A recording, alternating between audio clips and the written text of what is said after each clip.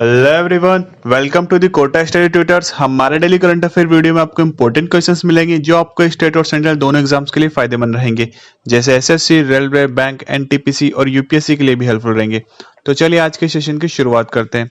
तो कल यानी कि इससे पिछले वाले वीडियो में मैंने आपसे एक क्विज क्वेश्चन पूछा था कि देश का सबसे लंबा राष्ट्रीय राजमार्ग कौन सा है। तो हमको उसमें बताना था कि देश का सबसे लंबा नेशनल हाईवे कौन सा है। तो उसका आंसर था हमारे पास में 44, यानी कि नेशनल हाईवे 44 देश का सबसे लंबा नेशनल हाईवे है। ओके, अब हम चलते हैं आज के हमारे क्विज क्वेश्चन की तरफ। तो आज का हमारा क्विज क्वेश्चन ये है कि निम्न में से किस राज्य में गुरु शिखर चोटी स्थित है। तो हमको इस क्वेश्चन में बताना है कि इसमें से कौन से राज्य में गुरु शिखर चोटी है। ओके, इसका आंसर आपको कहाँ देना है, तो इसका आंसर आपको कमेंट बॉक्स में देना है।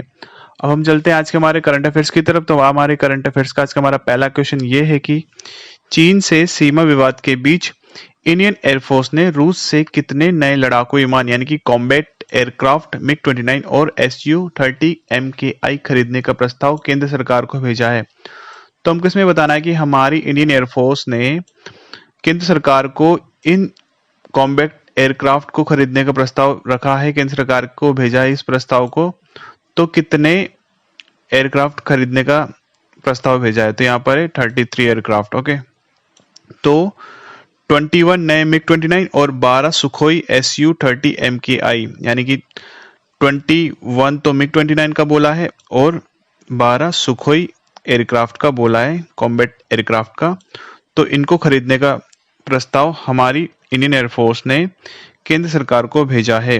वैसे रूस ने भी इन फाइटर प्लेन को भारत को बेचने की पेशकश की थी। और इंडियन एयरफोर्स की बात करें तो इस मॉडल के फाइटर प्लेन हमारी वायुसेना द्वारा उड़ाए जाते हैं और हमारे पायलट इन प्लेन को उड़ाने में काफी ट्रेंड भी है। और अगर बात करें हमारी वायुसेना के पास में 29 MiG-29 के 3 स्क्वाड्रन है। कितने? 3। तो हमारी वायुसेना में MiG-29 के 3 स्क्वाड्रन हैं और हमारी वायुसेना इन फाइटर प्लेन को खरीदने के प्रोजेक्ट पर काफी समय से काम कर रही थी, लेकिन अब चीन की धोखेबाजी के कारण किसी भी स्थिति की आशंका में इस प्रोसेस को अभी तेज कर दिया गया है।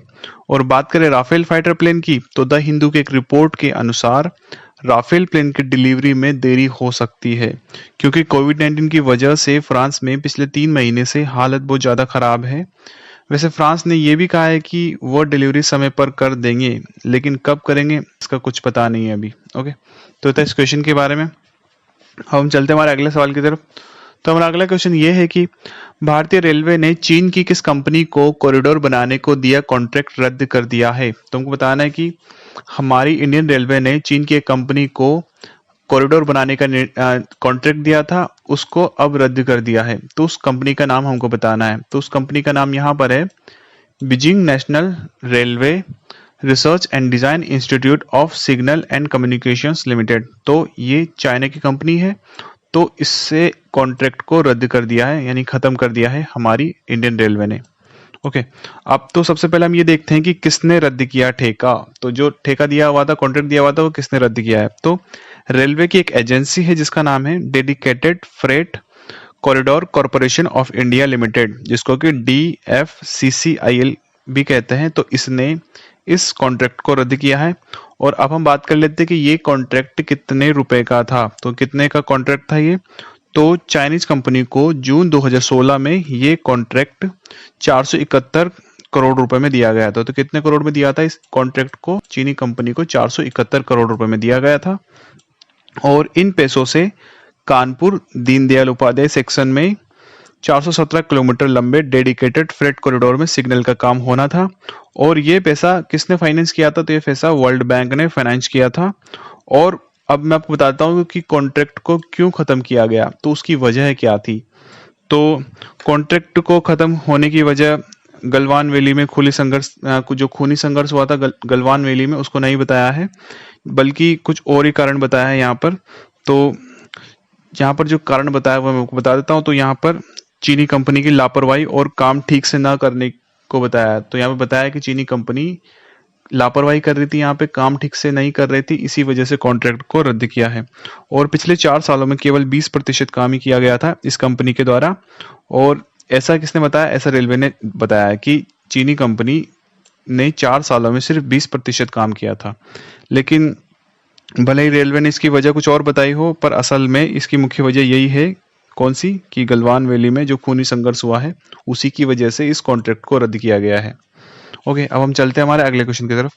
तो हमारा अगला क्वेश्चन ये है कि दूरसंचार विभाग यानी कि टेलीकॉम डिपार्टमेंट ने किन कंपनियों से चाइनीज 4G प्रोडक्ट का इस्तेमाल बंद करने को कहा है। तो हमको यहाँ बताना है कि दूरसंचार विभाग ने इसमें से किन कंपनियों को चाइनीज 4G प्रोडक्ट को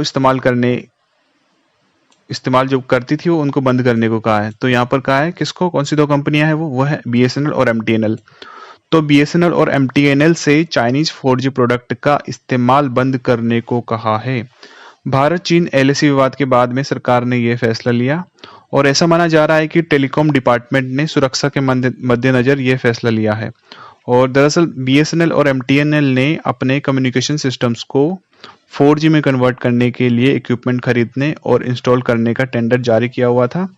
और अब केंद्र सरकार इस पर भी विचार कर रही है कि प्राइवेट ऑपरेटरों से भी कहा जाए कि वे भी चीनी कंपनियों के प्रोडक्ट्स पर अपनी निर्भरता को कम करें। तो केंद्र सरकार इसी बात पर विचार कर रही है वापस कि अब जो प्राइवेट ऑपरेटर्स है उनसे भी ये कहेंगे कि वो भी चीनी कंपनियों के जो प्रोडक्ट पर वो निर्भर थे उस पर से निर्भरता को कम करें, यानी कि चीनी प्रोडक्ट पर जो अपनी निर्भरता रखते थे वो उसको थोड़ा कम करें, बाकी चीनी प्रोडक्ट की जगह कोई दूसरे प्रोडक्ट वो खरीदें। ओके, अब चलते हैं दूसरे सवाल की तरफ। तो हमारा अगला सवाल है कि कोविड-19 की वजह से सुप्रीम कोर्ट ने विश्व प्रसिद्ध श्री जगन्नाथ जी की रथ यात्रा पर रोक लगा दी है। यह यात्रा ओडिशा के किस जिले में निकाली जाती है। तो हमको बताना है कि जो श्री जगन्नाथ जी की रथ यात्रा हर साल निकाली जाती है, तो इस साल कोविड-19 की वजह से रोक लगा दी है किसने, सुप्रीम कोर्ट ने। तो हमको इस क्वेश्चन में ये बताना है कि ये यात्रा ओडिशा के किस जिले में निकाली जाती है। तो श्री जगन्नाथ जी की रथ यात्रा निकाली जाती है पुरी में। ओके, तो ये यात्रा 23 जून 2020 को ओडिशा के पुरी जिले में निकाली जानी थी, लेकिन अदालत ने कहा है कि जनहित और लोगों की सुरक्षा को देखते हुए हम इस साल रथ यात्रा की अनुमति नहीं दे सकते। और बात करें अगर हम जगन्नाथ जी की यात्रा की, तो जगन्नाथ जी को भगवान विष्णु के पूर्ण कला अवतार श्री कृष्ण का ही एक रूप माना जाता है। और इस यात्रा में भगवान जगन्नाथ अपने बड़े भाई बलराम और बहन सुभद्रा के साथ अलग अलग रथों पर सवार होकर श्री गुंडीचा मंदिर के लिए प्रस्थान करते हैं। तो ये सब इस रथ यात्रा में होता है। और अब भी रोक लगाई है, क्यों लगाई ये रोक, क्योंकि सोशल डिस्टेंसिंग को मेंटेन रखना संभव नहीं हो पाता, इसी वजह से अभी इस रथ यात्रा पर रोक लगाई है किसने, सुप्रीम कोर्ट ने। अब हम चलते हैं हमारे अगले क्वेश्चन की तरफ। तो हमारा अगला सवाल ये है कि BCCI के लोकपाल जस्टिस DK जैन का कार्यकाल कितने साल के लिए बढ़ाया गया है। तो हमको इस सवाल में ये बताना है कि जो BCCI के लोकपाल थे जिनका नाम है जस्टिस DK जैन, तो इनका जो कार्यकाल है वो कितने साल के लिए बढ़ा दिया गया है। तो हमको बताना है कि इनका कार्यकाल तो कितने साल के लिए बढ़ाया है। तो इनका कार्यकाल बढ़ा दिया गया है 1 साल के लिए। ओके, तो ये सुप्रीम कोर्ट के पूर्व न्यायाधीश भी रह चुके हैं। इनको 2019 में BCCI का पहला लोकपाल अपॉइंट किया गया था। और अगर बात करें BCCI की, तो BCCI के जो अभी अध्यक्ष है उनका नाम है सौरव गांगुली। और BCCI का जो हेडक्वार्टर है वो कहाँ पर है, तो BCCI का हेडक्वार्टर है मुंबई में। ओके, अब हम चलते हैं हमारे अगले क्वेश्चन की तरफ। तो हमारा अगला क्वेश्चन है कि एशियाई पैरालंपिक समिति APC द्वारा चौथे एशियाई युवा पैरा गेम्स 2021 को किस जगह आयोजित किया जाएगा। तो हमको बताना है कि ये जो गेम्स होने हैं कौन से, एशियाई पैरालंपिक समिति द्वारा एशियाई युवा पैरा गेम्स 2021, तो इनको कौन सी जगह पर आयोजित किया जाएगा। तो इनको आयोजित किया जाएगा बहरीन में। ठीक है, तो इस चौथे एशियाई युवा पैरा गेम्स 2021 में 20 साल से कम उम्र के लगभग 800 खिलाड़ी भाग ले सकते हैं। और इसमें 9 खेलों को जगह दी गई है। उनमें कौन कौन से 9 खेलों में कौन कौन से गेम शामिल है, उनमें से मैं आपको थोड़ा सा बता देता हूं। तो उनमें एथलेटिक्स, बैडमिंटन, पावर लिफ्टिंग, तैराकी, टेबल टेनिस को भी शामिल किया गया है। और जो ये पैरा गेम्स होते हैं तो ये दिव्यांगों के लिए होते हैं ये गेम्स, तो दिव्यांग ही इन गेम्स में पार्टिसिपेट करते हैं। तो हम चलते हैं अगले सवाल की तरफ। तो हमारा अगला क्वेश्चन ये है कि विश्व सिकल सेल जागरूकता दिवस यानी कि world sickle cell awareness day कब मनाया जाता है। तो हमको इस सवाल में बताना है कि world sickle cell awareness day कब मनाया जाता है। तो ये हर साल मनाया जाता है 19 जून को। ओके, और इस दिन की शुरुआत संयुक्त राष्ट्र महासभा ने वर्ष 2008 में की थी। कब की थी इस दिन की शुरुआत? साल 2008 में इसकी शुरुआत की गई थी। और अब मैं आपको थोड़ा सा बताता हूँ कि सिकल सेल रोग आखिर होता क्या है।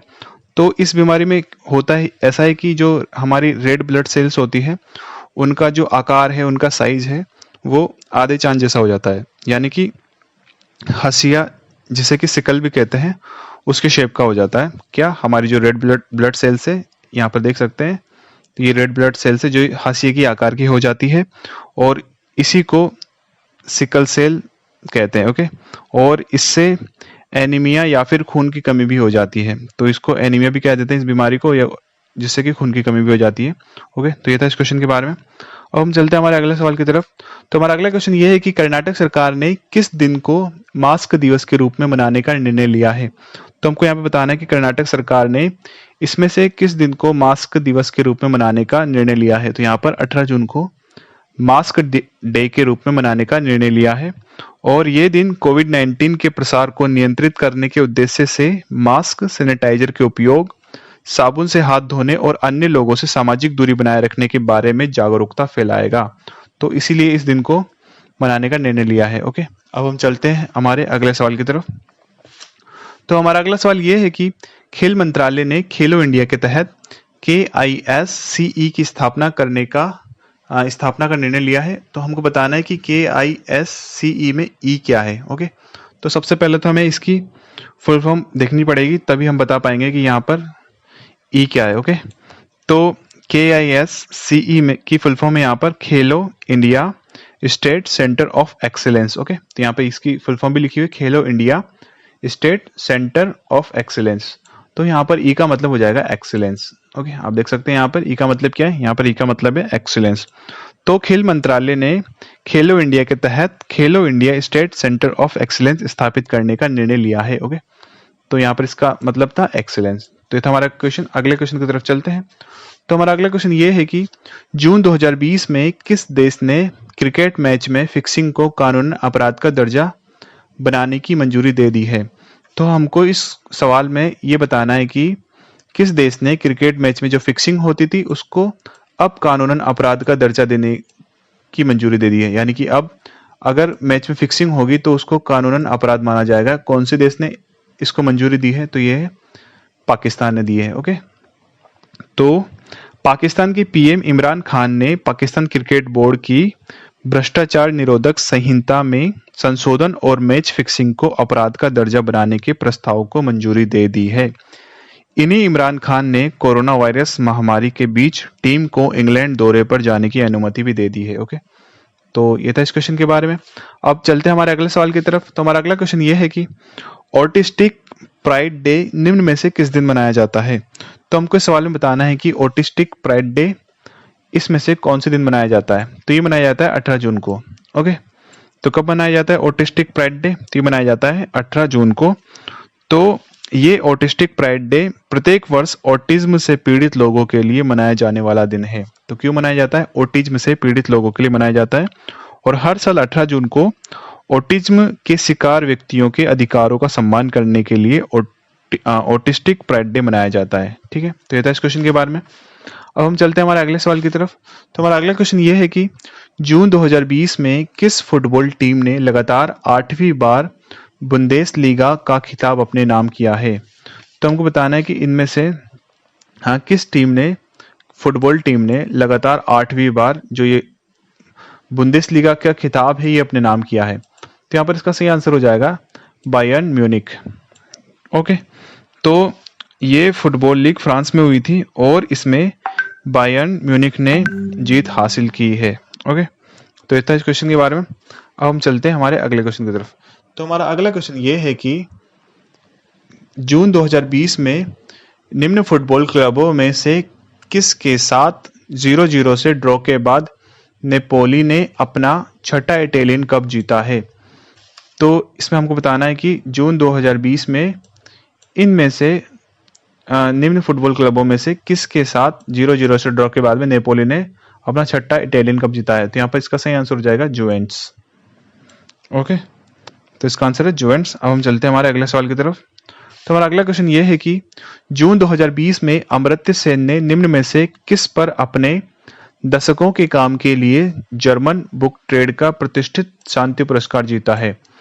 तो हमको बताना है कि अमर्त्य सेन, यहाँ पर इनकी फोटो है, इन्होंने निम्न में से किस पर अपने दशकों के काम के लिए कौन सा शांति पुरस्कार जीता है? अब उसका आंसर हमको देना है, तो यहाँ पर है क्वेश्चंस ऑफ ग्लोबल जस्टिस।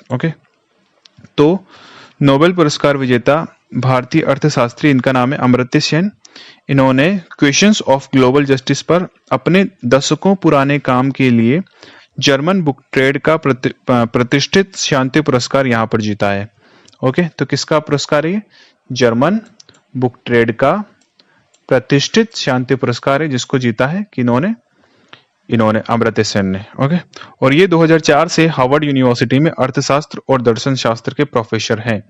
ये 2004 से ही कौन सी यूनिवर्सिटी में पढ़ा रहे हैं? हार्वर्ड यूनिवर्सिटी में। कौन सा सब्जेक्ट पढ़ाते हैं ये? अर्थशास्त्र और दर्शन शास्त्र। अब हम चलते हैं अगले क्वेश्चन की तरफ।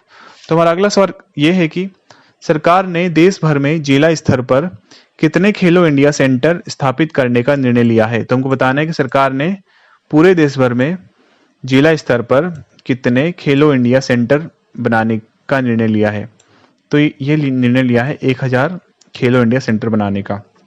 तो सरकार ने देश भर में जिला स्तर पर 1000 खेलो इंडिया सेंटर स्थापित करने का निर्णय लिया है, और इन सेंटर्स को या तो पुराने चैंपियंस द्वारा चलाया जाएगा या फिर उन्हें कोच के रूप में रखा जाएगा।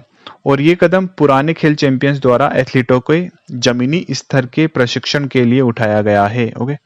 तो ये था इस क्वेश्चन के बारे में। अब हम चलते हैं हमारे अगले सवाल की तरफ।